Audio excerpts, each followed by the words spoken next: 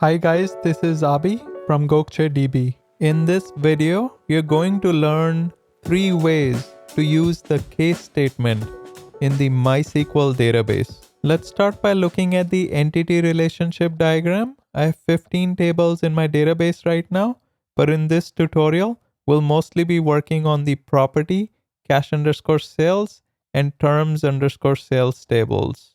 Number 1. Say I wanted to select all the property numbers from the property table and label them as either even or odd. To do that, I'll use the case statement.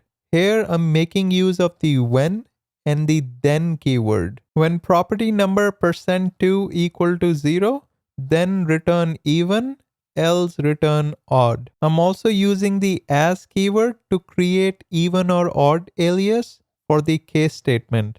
Number 2, let's look at a little bit more complicated example.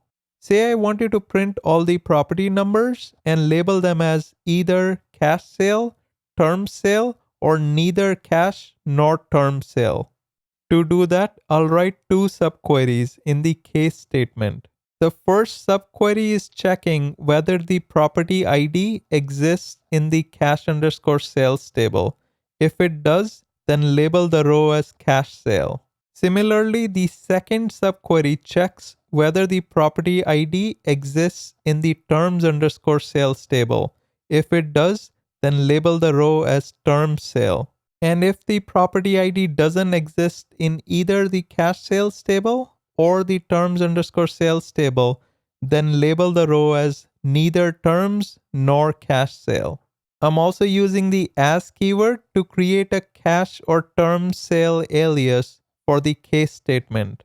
Number 3, you can also use the case statement in the order by clause. Here I'm selecting property number, property state, and property subdivision from the property table. In the order by clause, I'm saying if the property subdivision is null, then order by property state, else order by property subdivision.